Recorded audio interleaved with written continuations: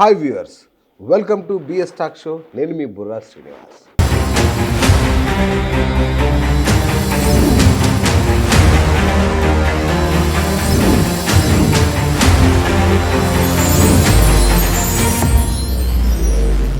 ఇవాళ మీకు ఒక అద్భుతమైన వ్యక్తిని పరిచయం చేయబోతున్నాను. తను కాశీలో అఘోర శక్తిపీఠాన్ని స్థాపించి అఘోరాల మీద కఠోర సాధన చేస్తున్న వైఎస్ బాలకృష్ణ గారు. సమకాలీన రాజకీయాల మీద, సమకాలీన ఆధ్యాత్మిక అంశాల మీద ఆయన స్పందిస్తుంటారు. కాశీ నుంచే ఇప్పుడు కూడా మనకు కాశీ నుంచి జూమ్ కాల్లో అందుబాటులో ఉన్నారు. సో వారిని అడిగి ప్రస్తుతం ఆంధ్రప్రదేశ్ రాష్ట్రంలో చోటు చేసుకుంటున్న, ముఖ్యంగా ఆ యొక్క తిరుమల తిరుపతి వెంకన్న ఆస్థానంలో జరుగుతున్న లడ్డు వివాదం తదితర అంశాల మీద ఆయనతో మాట్లాడదాం. గురుగారు నమస్తే అండి. జన్మనిచ్చిన తల్లిదండ్రులకు నమస్కరిస్తూ విశ్వేశ్వర గారి నాగడాక్ష సిద్ధిరస్తు. గురువుగారు ఏంటి ఇది, అపచారం అనాలా, లేదంటే అంటే ఒక దేవుని ఆలయంలో, అంటే ఈ యొక్క జగత్తునే పరిపాలించే ఆ వెంకటేశ్వర సన్నిధానంలో ఈ యొక్క లడ్డు అనేది అపవిత్రం చేయగలిగే సాహసానికి పూనుకున్నారే, దీన్ని కలి అనాలా, ఏమనాలి గురువుగారు? అసలు లడ్డు తిరుమల తిరుపతి దేవస్థానం, అసలు తిరుమల లడ్డు అంటేనే మన ఇంటికి ఎవరన్నా తీసుకొస్తే దాన్ని దేవుడి దగ్గర పెట్టి నైవేద్యం పెట్టి చక్కగా పంచి మనం స్వీకరిస్తాం. కరెక్ట్ గురూజీ. అసలు విచిత్రం ఏంటంటే లడ్డూని తిరుమలలో కూడా నివేదించరు. లడ్డూని తిరుమలలో కూడా నివేదించరు. ఓకే, అది నేను చెప్పటం కాదు. ఆయన ఎవరు? ఆయన ప్రధాన అర్చకుడు. ఆయన పేరేంటి? డాలర్ శేషాద్రి గారా? రమణ దీక్షితులా? రమణ దీక్షితులు. రమణ దీక్షితులు గారే స్వయంగా చెప్పారు, ఓకే, తిరుమలలో లడ్డూని ప్రసాదంగా నివేదించరు స్వామివారికి అని. అందరూ లడ్డు లడ్డు లడ్డు అని పడుతున్నారు కానీ అసలు మిగతా పదార్థాలలో కూడా నెయ్యినే వాడారు. చక్కెర పొంగల్లో గాని, పులిహారంలో గాని, అరిసెల్లో గాని, జిలేబీలో గాని, ఆయనకి పెట్టే నివేదన పెట్టే ప్రతి పదార్థంలోనూ ఆ నెయ్యినే వాడారు. ఓకే ఓకే, అంతే కదా? అవును అవును. ఆ నెయ్యిని వాడారు. అది ఎవరు తప్పు చేశారు అనే పాయింట్ పక్కన పెడితే కంక్లూజన్ లాస్ట్ లో వస్తుంది, కంగారు పడక్కర్లేదు. Okay okay. వీటన్నిటికీ మూలమైనటువంటివి రెండు. ఓకే, ఒకటి అప్పటి కేంద్ర ప్రభుత్వం, ఇప్పుడు కూడా అదే ప్రభుత్వం, కేంద్ర ప్రభుత్వం. రెండు అప్పటి ముఖ్యమంత్రి జగన్మోహన్ రెడ్డి గారు. ఓకే, కేంద్ర ప్రభుత్వం ఎంత సహకారం అందించకపోతే ఓకే, జగన్మోహన్ రెడ్డి ఇంత అరాచకాలు చేస్తాడు. అది ఎలా ఉందంటే ఏది చేసినా సరే, ఓకే, కొడాలి నాని గారు క్యాసినో పెట్టినా, అంతర్వేదిలో రథం దహనం చేసినా, ఓకే, విగ్రహాల శిరస్సులని ఖండించినా, ఓకే, వేలకు వేల కోట్లు అప్పు తెచ్చినా, లా అండ్ ఆర్డర్ ని సర్వనాశనం చేసినా, ఓకే, ఒక్క మాట కేంద్ర ప్రభుత్వం వారు జగన్మోహన్ రెడ్డి గారిని ప్రశ్నించారా? లేదు. ఇప్పుడు తప్పెవరిదనాలి? ఇంత అరాచకమైనటువంటి పరిపాలన ఇస్తున్నప్పుడు కేంద్ర ప్రభుత్వం గవర్నర్ ని ఆదేశించి గవర్నర్ పరిపాలన, రాష్ట్రపతి పరిపాలన ఏదోటి విధించాలి కదా. ఓకే, అవేమీ లేకుండా వీళ్ళకి మద్దతు ఇస్తున్నారు అనే ఉద్దేశంతో కేంద్ర ప్రభుత్వం నాటకాలు ఆడింది. ఓకే, ఇన్ని కేసులు నెత్తి మీద ఉన్నా ఈయన కేసులే ముందుకెళ్ళట్లా. ఓకే, వివేకానంద రెడ్డి గారి మరణం ఇంతవరకు కొలిక్కి రాలా. సిబిఐ ఏం చేస్తుంది? వీళ్ళు చెప్పిందే వింటుందా? సిబిఐ అసలు ప్రత్యేకమైనటువంటి ప్రతిపత్తిని సిబిఐకి కల్పించాలి. అది కేంద్ర ప్రభుత్వ దీనికి ఉండకుండా, వేరే దీనికి ఉండకుండా సపరేట్ గా ఇది చేయాలి. లేకపోతే ఇప్పుడు సిబిఐ అనేటువంటిది హోమ్ మినిస్టర్ కిందే కదా ఉండేది. సిబిఐ అనేది ఎప్పుడూ మనకి అంత విశ్వసనీయత కలిగిన సంస్థగా ఎప్పుడూ లేదు అది సిబిఐ అనేది. మరి ఇంత ఇంత దారుణం జరుగుతూ ఉంటే అంత సిబిఐ వాళ్ళు అవినాష్ రెడ్డి గారిని అరెస్ట్ చేయటానికి కూడా వెళ్ళి వెనక్కి తిరిగి వచ్చారంటే దాని అర్థం ఏంటి? దారుణం. ఇంకా విచిత్రం ఏంటంటే ఈ తిరుమల తిరుపతి దేవస్థానంలో ఇందాక జగన్మోహన్ రెడ్డి గారి ప్రెస్ మీట్ ఒకటి చూసా. ఓకే. ఆయన చెప్తాడు టెండర్ ప్రతి 6 నెలలకి మారుస్తారంట. ఆయన కనిపెట్టాడు. ఒకసారి టెండర్ వేస్తే సంవత్సరం, నాకు తెలిసి లేదంటే జనాలకు తెలిసి 1 సంవత్సరం ఉంటుంది, లేదంటే ఎక్స్టెండ్ చేస్తారు. 6 నెలలకి టెండర్లు మార్చేస్తారంట. ఆ నెయ్యి తీసుకొచ్చేటప్పుడు క్వాలిటీ చెక్ చేస్తారంట.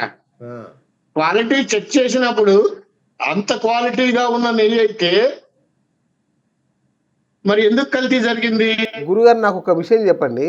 మనం ఇంట్లోకి కొనుక్కోవడానికే కిలో నెయ్యి బహుశా 2000 3000 ఉంటుంది. అత్యంత పరిశుద్ధమైన నెయ్యి 1500 1800 ఆ లెక్కన ఉంటుంది. 300 రూపాయలకే కిలో నెయ్యి ఇస్తున్నాడంటే మనం వాడి శీలాన్ని శంకించక్కర్లేదా? 300 రూపాయలకే కిలో. అసలు 300కి ఇస్తున్నాడా 200కి ఇస్తున్నాడా పాయింట్ కాదు. రాష్ట్ర ప్రభుత్వం అన్న తన జేబులోంచి డబ్బులు తీసిస్తుందా నెయ్యికి? ఎగ్జాక్ట్లీ. దేవస్థానం డబ్బేగా. అవును. తిరుమల తిరుపతి దేవస్థానంలో ఏది తీసుకున్నా టాప్ అండ్ క్వాలిటీలోనే తీసుకుంటారు. కరెక్ట్. ఎస్, మనకు తెలిసి అంతవరకు. అవును. ఆ మాత్రం కూడా ఆలోచన జ్ఞానం లేదా? అక్కడ పనిచేసినటువంటి చైర్మన్లకు కానీ ఈవోలకు కానీ బుద్ధి లేదా?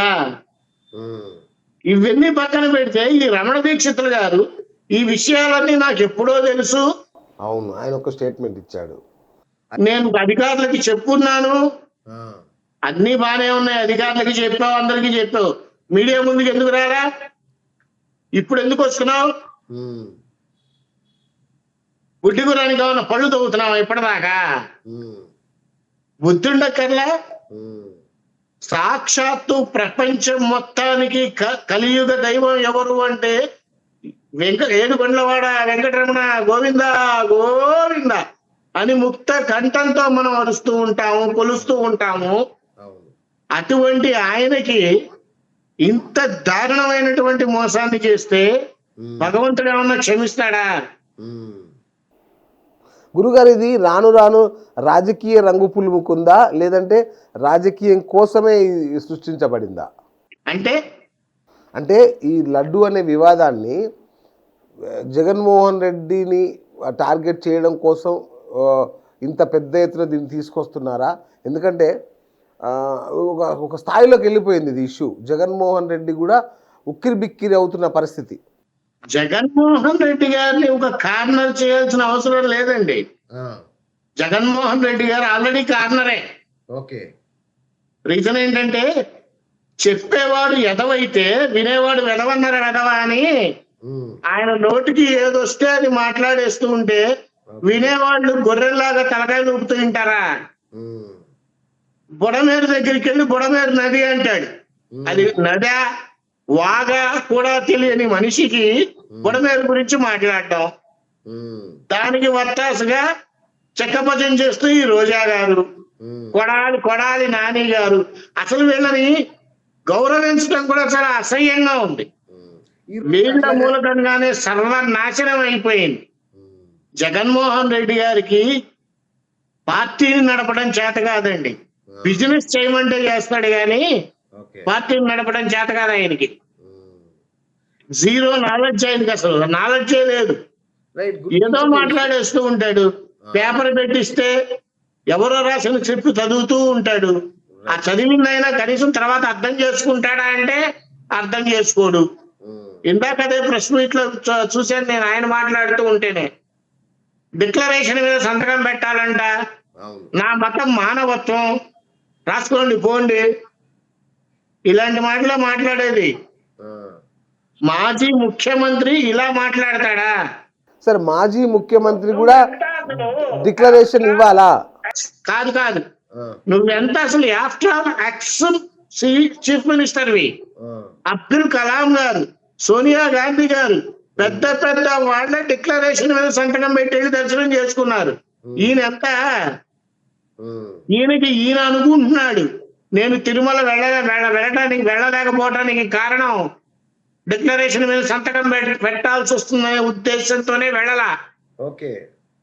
వేరే కారణాలు ఏవేవో చెప్తూ ఉంటాడు. విచిత్రం ఏంటంటే ఆ, ఈయన వెళ్ళటం కాదు తిరుమల, 7 కొండల వాడికి ఇష్టం లేదు ఈయన రావటం.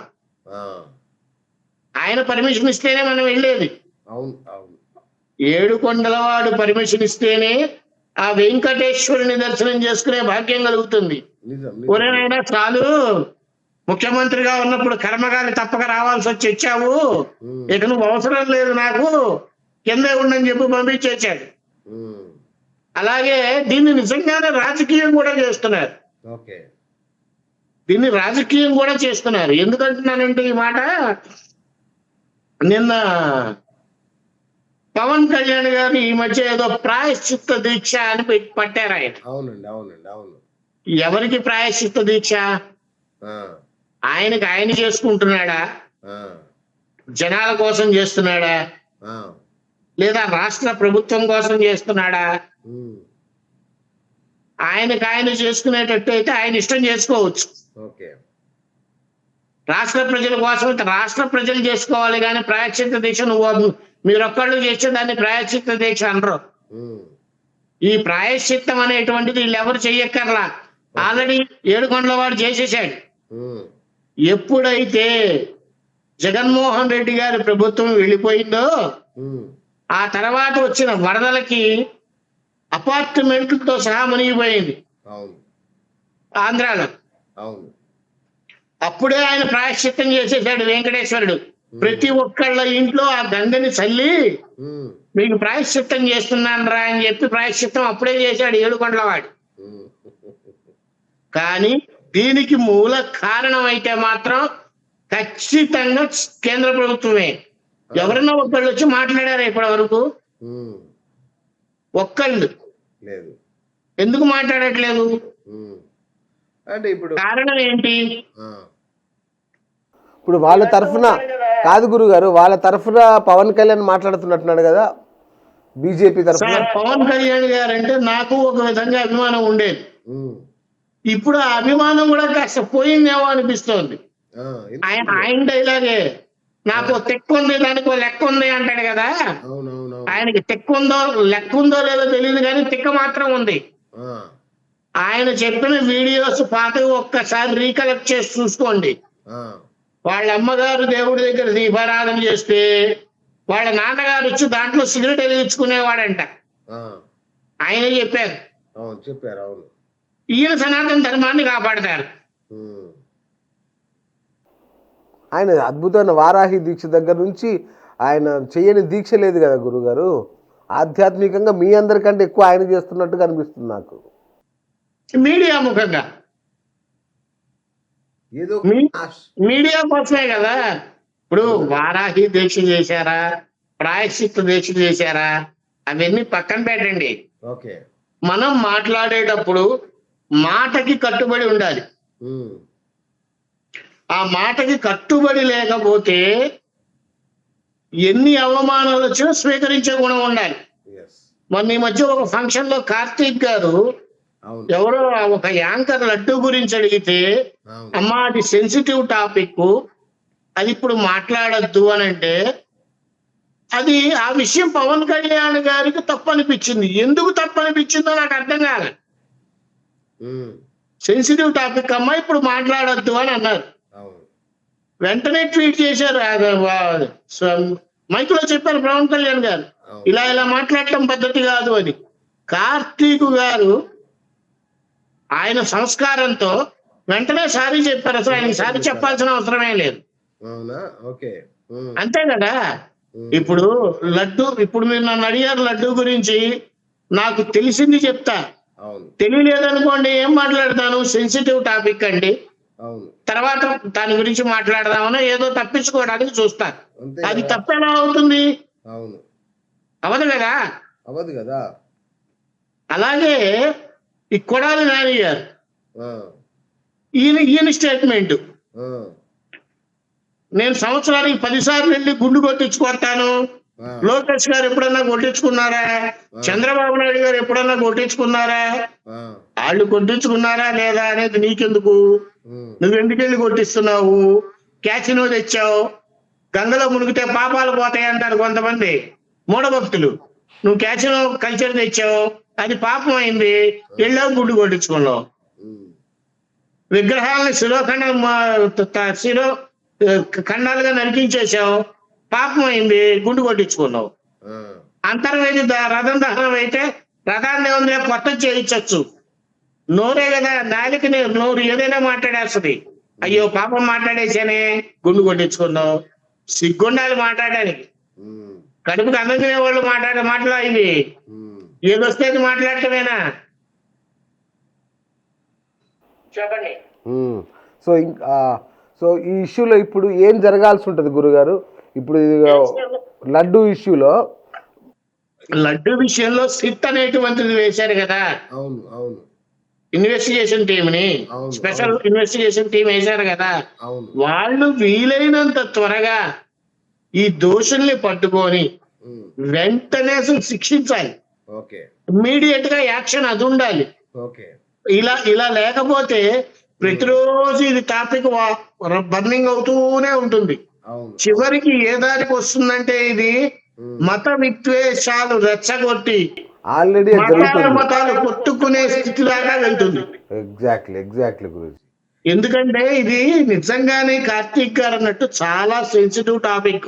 ఉమ్, ఒక తప్పు జరిగినప్పుడు వెంటనే దాన్ని నివారణ చర్యలు చూడాలి తప్పితే ఉమ్, ఎవరో ఒకళ్ళు ప్రతి ఒక్కళ్ళు దీని మీద మాట్లాడేస్తూ అవును, హిందూ సంఘాలని, ఆ సంఘాలని, ఈ సంఘాలని కొట్టుకునే స్థితికి రావాల్సిన కర్మ ఏంటి? అవును, అవును, అలా చూసినా ఈ మధ్య మీడియాల్లో లౌకిక రాజ్యంలో ప్రతి ఒక్కళ్ళు బతకాలి, ఉమ్, సర్వ మతాలు సమ్మేళనంగా ఉండాలి, ఎవరి మతాలని వాళ్ళు గౌరవించుకోవాలి, ఆ, ఎవరి ఆచారాలు వాళ్ళు చూసుకోవాలి, అంతేగాని వేరే మతం వాళ్ళు హిందూ మతం మీద పడితే ఆ, తొక్కి పెట్టి నారదీయాలి. అవును, సమస్య లేదు అందులో. కరెక్ట్, ఓకే, ఎలా తయారైపోయిందంటే మొన్న ఈ మధ్య ఒక పాస్టర్ వాడు, మేము మా దేవుణ్ణి వాక్యాలు ప్రజలకి చెప్తున్నాం అని చెప్పి మైకు పట్టుకో, దేవుడి వాక్యాలు నువ్వెవడిరా ప్రజలకి చెప్పడానికి? ఉమ్, నీకంతగా చెప్పాలి అని అనుకున్నప్పుడు నీ చర్చిలో పెట్టుకో, మైకి పెట్టి రోడ్డు మీద నువ్వు చెప్పటం. రైట్ గురుగారు, ఒక విషయం చెప్పండి. ఒక విషయం, ఇప్పుడు ఇంకొక ఇష్యూ, కొత్త ఇష్యూ తెర మీదకి వచ్చింది. ఏంటంటే ముస్లిం సోదరులకి వక్ఫ్ బోర్డు అని ఒకటి ఉంటుంది, వాళ్ళ ఆస్తులను సంరక్షించడానికి, దేవాలయాల భూములను సంరక్షించడానికి. అట్లాగే హిందువులకు కూడా వక్ఫ్ బోర్డు లాంటిది ఒకటి రావాలి. ఈ యొక్క ప్రభుత్వాల అజమాయిషి ఈ యొక్క దేవాలయమే తొలగాలనే ఒక కొత్త డిమాండ్ ఇప్పుడు తెర మీదకి వచ్చింది. దీని గురించి మీరేమంటారు? బిఎస్ గారు, ఈ వక్ఫ్ బోర్డు సింపుల్ గా ముస్లిం దాకా అక్కర్లేదండి. క్రిస్టియన్ మిషనరీస్ చూడండి, అవును, వాళ్ళల్లో ఉన్న యూనిటీ హిందువుల్లో ఉందా? లేదు, లేదు, ముస్లిమ్స్ లో ఉన్న యూనిటీ హిందువుల్లో ఉందా? లేదు. నేను ఒకళ్ళని బ్లేమ్ చేస్తున్నానని కాదు, అసలు ముస్లిం క్రిస్టియన్ కూడా పక్కన పెట్టండి. వైశ్యాస్ లో ఉన్న యూనిటీ హిందువుల్లో ఉందా? యూనిటీగా లేకపోతే ఏ బోర్డు వచ్చినా గానీ ఏ ఉపయోగము ఉండదు. ఈ మధ్య సనాతన ధర్మం పాడైపోతోంది, హిందూ ధర్మం తక్కువైపోతోంది, ఉత్తరించాలి ఓ కొట్టుకుంటున్నారు. ఉన్నదాన్ని చెడగొట్టకుండా ఉంటే చాలు. సనాతన ధర్మం ఎప్పటికీ నాశనం అవ్వదు, నిత్యం నూతనంగానే ఉంటుంది, హిందూ ధర్మాన్ని కాపాడుకుంటూనే ఉంటుంది. ఏదో మాట్లాడేయటమే అంతే, ప్రాక్టికల్ గా ఎందుకు ఆలోచించరు? సింపుల్ గా ఒక ఇది చెప్తా. నేపాల్ ఉంది, కాఠ్మాండు. ఇది వరకు సంపూర్ణ హిందూ దేశం అంటే నేపాల్ చెప్పేవాళ్ళు. అవునండి, అవును. భూటాన్ ఒకటి, నేపాల్ ఒకటి చెప్పేవాళ్ళు. ఇప్పుడు నేపాల్లో ముస్లిమ్స్ ఉన్నారు, క్రిస్టియన్స్ ఉన్నారు. కానీ వాళ్ళు నమాజ్ చేసుకోవాలి అని అంటే వాళ్ళ ఇళ్లలోనే కూర్చుని నమాజ్ చేసుకోవాలి, లేదంటే ఒక పెద్ద హాల్ లాంటిది ఉంటుంది అక్కడికి వెళ్ళి నమాజ్ చేసుకోవాలి, మైకు సౌండ్ బయటకు రావడానికి వీల్లేదు. ఓకే. ఇలా ఉన్నాయి అక్కడ. ఆ నేపాల్ కాఠ్మాండూలో ఏ వీధి పేరు చూసినా భగవంతుడి పేర్లతోనే ఉంటాయి. పశుపతినాథ్ రోడ్, గుహ్యాంబికా వీధి, రామ్ చౌరస్తా. మన వైపు లేవే, మనం హిందువులమేగా, మన వైపు ఎందుకు లేవు? మనది లౌకిక రాజ్యం కాబట్టి అనుకోవచ్చు, ఇక అన్ని ఉన్నాయి మనది. మనకి లౌకిక రాజ్యం అంటే లౌకికంగా ఎక్కడ ఉంటున్నాం? అసలు ఫస్ట్ ఈ మత మార్పిడి వ్యవస్థను రద్దు చేయాలండి. దాన్ని రద్దు చేస్తే గాని మనం బాగుపడం. ఎందుకంటే ప్రతి ఒక్కళ్ళు మతం మార్చేసుకుంటారు. ఈ మతం మార్చేసుకున్న తర్వాత సరే క్రిస్టియానిటీలోకి వెళ్తాడా, ముస్లింలోకి వెళ్తాడా, వాడి ఇష్టం అది. అప్పుడు వాళ్ళ తల్లిదండ్రులు కూడా మార్చుకోవాలిగా. అలా ఎలా కుదురుతుంది? మరి మతం ఎందుకు మార్చుకుంటున్నావు? సింపుల్ గా ఒక్కటే లాజిక్. మనం పుట్టిన తర్వాత మన తల్లిదండ్రులు మంది ఈ మతం రా అని చెప్పేదాకా మనకి మతం ఏంటో తెలియదు. దానికోసం కొట్టుకోవాల్సిన అవసరం ఏమైనా ఉందా? లేదు. మంచి మాట చెప్పారు గురుగారు, మంచి మాట. ఎవరి మతంలో వారుంటూ అన్ని మతాలని గౌరవిస్తూ అందరితోనూ అన్యోన్యతగా ఉంటే ఈ విద్వేషాలు, ఈ కుల పిచ్చి, ఈ జాతి పిచ్చి ఇలాంటివి ఉంటాయా? ఉండవు కదా గురుగారు, ఉండవు. సర్వే జన సుఖినో భవంతు, సర్వే జన సుఖినో భవంతు. అలా ఎందుకు ఆలోచించరు?